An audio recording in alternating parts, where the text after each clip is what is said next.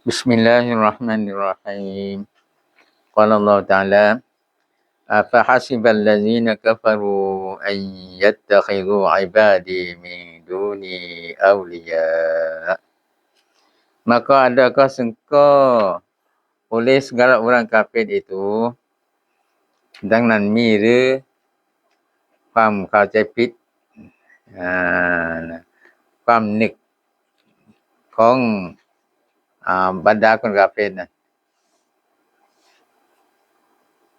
bahwa amin mereka itu akan segala hamba-hambaku daripada lain aku itu perbuat Tuhan semua itu แต่จริงพวกนั้นน่ะได้เอาบรรดากาเฟรนะพวกนั้นได้เอา akan segala hamba-hambaku กับทั้งหมดบ่าวๆของฉันนี่ daripada lain aku itu จากฉันน่ะเอาhambaของฉันเอาบ่าวของฉันจากฉัน perbuat Tuhan semua itu เอามาทำเป็น Tuhan กราบไหว้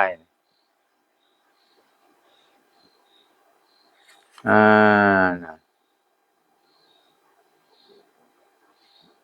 มีหรือนึกสงสัยทั้งหมดคนกาเฟรในการที่พวกนั้นได้เอาบ่าวของฉันเอาบ่าวของอัลเลาะห์นี่ไปกราบไหว้จากอัลเลาะห์ tiada jadi ke mereka aku พวกเขานึกสงสัยเด้อว่าจะไม่เป็นความโกรธของฉันนี่ไปเอาสิ่งอื่นไปไหว้กับฉันน่ะไม่เอาสิ่งอื่นจากอัลเลาะห์ไปกราบไหว้กับอัลเลาะห์น่ะไม่เอาพวกเขานึกเด้อว่าจะไม่เป็นความโกรธของฉันนี่ท่านโกรธจะแล้ว dan tidak aku siksa itu และนึกว่าฉันไม่siksaฉันไม่ลงโทษนึกปานนั้นเนาะ jangan sangka nya ไปนึกปานนั้นอย่าสงสัยปานนั้น siapa yang sembah lain daripada aku ใครที่กราบไหว้สิ่งอื่นจากฉันนี่ seperti malaikat เช่นไปไหว้ malaikat dan Isa หรือไปไหว้นบีอีสา dan Uzair หรือไปไหว้ Uzair itu wajib mereka aku wajib ฉันจะต้องโกรธ dan siksa aku และ wajib ฉันจะต้องลงโทษ Tuhan ว่า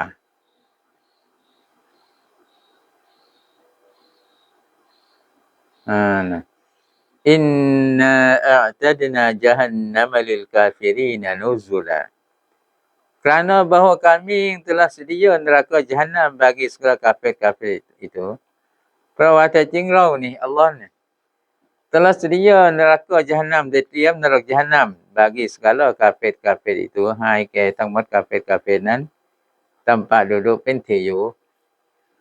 อัลเลาะห์เตรียมนรก Jahannam ไว้แล้วสำหรับบรรดาคนกาเฟรเอานรกเป็นที่อยู่ของพวกนั้นเราอย่าไปจริงที่อยู่ของพวกนั้นนี่ทั้งคนยังจริงว่ามันเอาที่อยู่พวกนั้นแหละทั้งคนอันนี้แต่จริงเนาะ Qul hal nunabbi'ukum bil akhsarina a'mala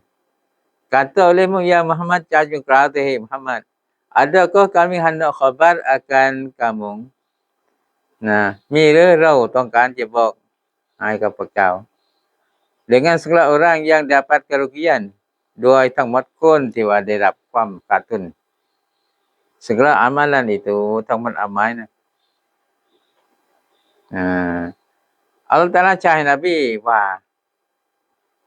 ให้ว่านะมีหรือเราต้องการบอกให้พวกเจ้าโดยทั้งหมดคนที่ว่าได้รับความขาดทุนทั้งหมดอามัยของพวกเขาเอามาให้มันนะเราจะบอกว่าใครเป็นผู้ที่ได้รับความขาดทุนก็ต้องเอาไม้เลยเอาไม้ก็ต้องแข็งเหมือนกันTuhan รับไม้แหละ Allazina dhalla sa'yuhum fil hayatid dunya iaitu นั่นก็คือคนที่ได้รับความขาดทุนทั้งหมดอามัยน่ะ segala mereka yang batal amalan mereka itu คือทั้งหมดผู้ที่ว่าทำให้เสียอามัยของพวกเขา pada hidup dunia ในการเป็นอยู่ในดุนยานี่การเป็นอยู่ดุนยาทำให้อามัยของเขาเสีย dengan sebab tiada beriman dengan Allah โดยสาเหตุไม่imanกับ Allah dan rasulnya และสาเหตุไม่imanกับ Rasul นั่นแหละคนที่รับความขาดทุนทั้งหมดเอาหมายของเขาเนื่องมาจากเขาไม่อีหมันกับอัลเลาะห์ไม่อีหมันกับรอซูลเลยเอาหมายของพวกเขาก็บาตายหมดเสียหมด Tiada manfaat amalan mereka itu di akhiratจะไม่ได้ไม่มีผลประโยชน์เอาหมายของพวกเขาในวันอาคิเราะห์Mahum yahsabuna annahum yuhsinuna sun'a dan mereka itu adalah พวกเขานั้นซึ่งก็นึก bahawa mereka itu elok amalan ว่าพวกเขานี่ทำอามัลงาม yang mustahaq balasan syurga ที่สมควรได้รับผลตอบแทนสวรรค์พวกเขานึกกันดอกว่าเขาทำอามัลไม่งามแต่จริงถ้าว่าไม่อีหมันกับอัลเลาะห์ไม่อีหมันกับรอซูลนะอามัลของเขาไม่ได้กันทั้งสิ้นเลย Ulaika allazina kafaru bi ayati rabbihim wa liqa'ihi Bermula mereka itu segala mereka yang kufur dengan segala ayat tauhid Tuhan mereka itu พวกนั้น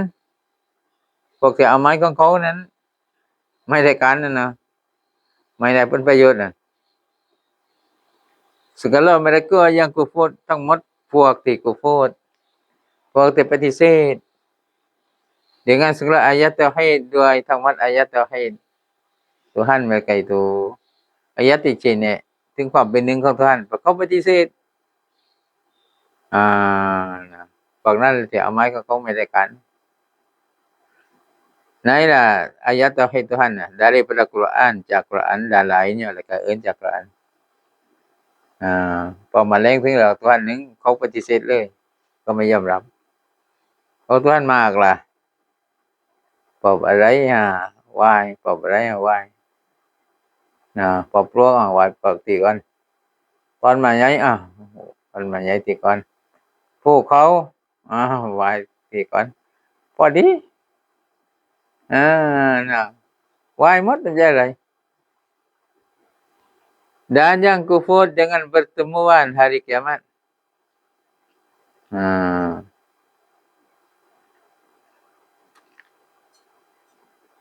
พวกนั้นคือพวกที่กุฟรกับทั้งหมดอายะห์เตาฮีดของท่านและคือพวกที่กุฟร dengan pertemuan hari kiamat กับการพบกันในวันกิยามะฮ์เขาไม่เชื่อว่าวันกิยามะฮ์เลยต้องเป็นรับอัลเลาะห์มาพบอัลเลาะห์เขาไม่เชื่อ dengan bangkit kuburnya โดยการเป็นรับจากกุโบร์พวกเขาเวียนว่ายตายเกิดอยู่บนโลกนี้เท่าไหร่ของเขาแล้วก็เราไม่เลยตายไปแล้วก็ตายเป็นรับตะนูอะไรกิยามะฮ์นั่นแหละ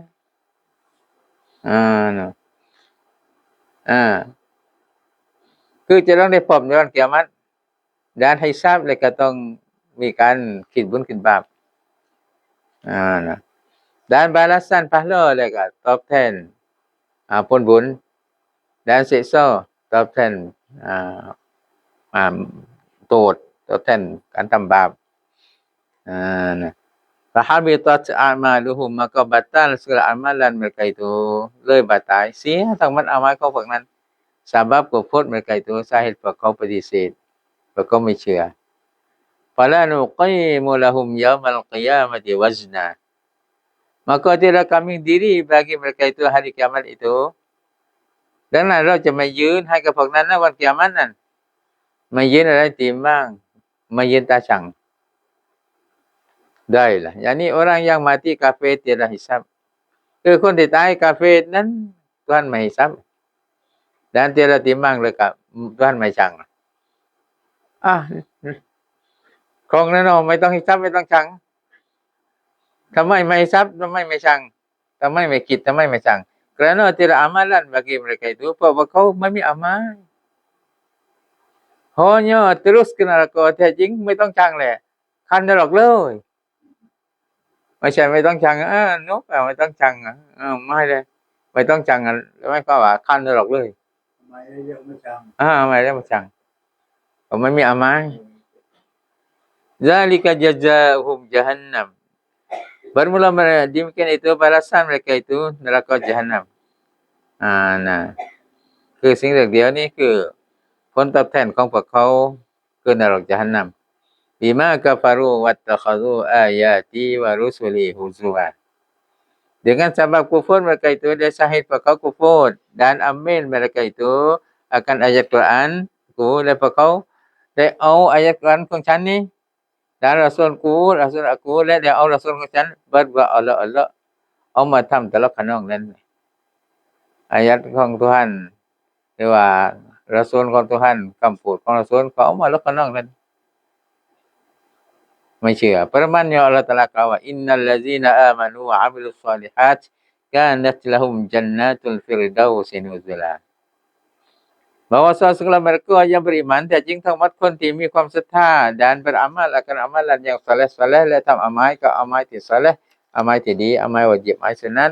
อามัย saleh ก็เรียก adalah bagi mereka itu beberapa syurga yang laksana พวกนั้นพวกที่อิมันและอามัย saleh นั้นbeberapa syurga มีสวรรค์อยู่มากมาย Jannatul Firdaus ได้รับสวรรค์ Jannatul Firdaus itu tempat duduk kemuliaanเป็นที่อยู่ที่มีเกียรติ khalidina fiha la yabghuna anha hiwala ท่านkekal mereka itu padanyaในสภาพที่ว่าคงยืนถาวรเลยพวกนั้นในสวรรค์ tiada tuntut mereka itu daripadanya berubah kepada lainnya เพราะเขาไม่ขอร้องจากสวรรค์นั้นที่จะเคลื่อนย้ายไปที่อื่น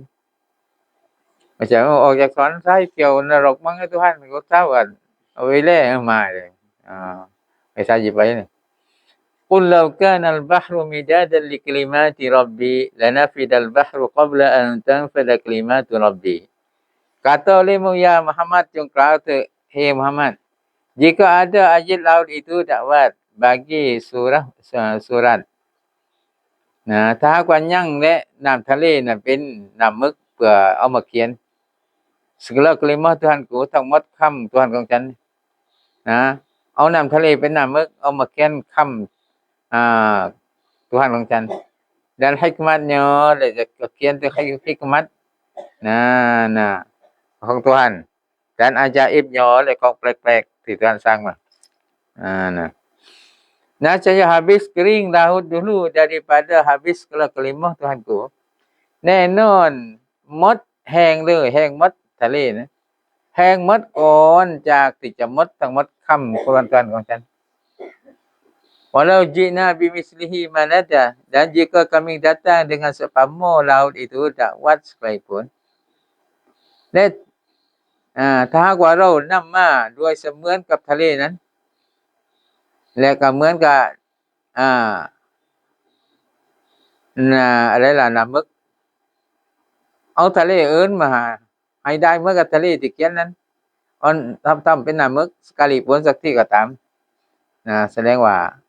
น้ำมึกแห้งจะเอามาเขียนกลิมของ Tuhan จะเอามาเขียนฮิกมัตของ Tuhan เอามาเขียนสิ่งที่แปลกๆที่ Tuhan สร้าง Qul innama ana basyarum mislukum yuha ilai kata olehmu ya Muhammad jung klau tu Muhammad hanya aku ini manusia semacam kamu juga แต่จริงฉันนี่เป็นมนุษย์เช่นเดียวกับพวกท่านดอกนบีเป็นมนุษย์เหมือนกันเฮาดอกdiwahyi kepada aku Tuhan ลงวะฮีลงคำสั่งให้กับฉันนั่นแหละที่แตกต่างกันเนาะแตกต่าง Tuhan ลงวะฮีให้กับนบีเรา Tuhan ไม่ลงวะฮีannama ilahukum ilahun wahid hanya Tuhan kamu itu แต่จริง Tuhan ของพวกเจ้านั้น Tuhan yang asa Tuhan องค์เดียวเท่านั้น faman kana yarju liqa rabbih falyamal amalan shalihan maka barang siapa yang harap bertemu Tuhannya ดังนั้นใครที่ว่าหวังว่าจะพบกับ Tuhan dengan bangkit kubur ด้วยการเป็นรับจากกุโบร์ dan balasan syurga และได้รับการตอบแทนสวรรค์ใครที่หวังว่าจะพบกับ Tuhan maka hendaklah beramal ia akan amalan yang soleh ดังนั้นจงทำอามัยกับอามัยที่ soleh ถ้าอามัยที่ soleh อย่าทำอามัย salahถ้าอามัยที่ดีอย่าทำอามัยที่ผิด wala yusyrik bi ibadati rabbih ahada wala yusyrik bi ibadati rabbih ahada dan tiada sekutu ia dengan ibadat Tuhannya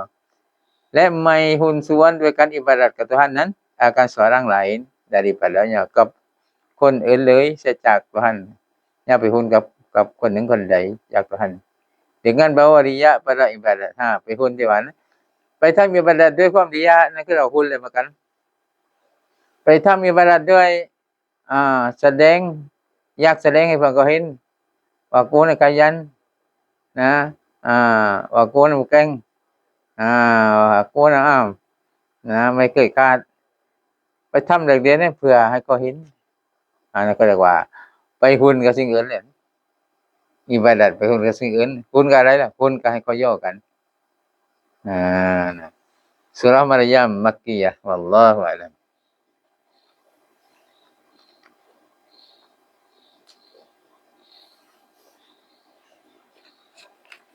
شيء لله الفاتحة أعوذ بالله من الشيطان الرجيم بسم الله الرحمن الرحيم الحمد لله الرحمن الرحيم إياك نعبد ونستعين اهدنا الصراط المستقيم صراط الذين أنعمت عليهم غير المغضوب عليهم ولا الضالين اللهم صل على سيدنا محمد في الأولين وبارك على بسم الله الرحمن اللهم إنا نعوذ بك من علم لا ينفع وقلب لا يخشع وعمل لا يرفع ودعاء اللهم زدنا علما وفهمنا اللهم اجعلنا من العلماء العاملين وارزقنا به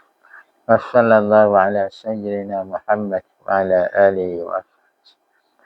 سبحان ربك رب العزة عما يصفون وسلام على المرسلين الحمد لله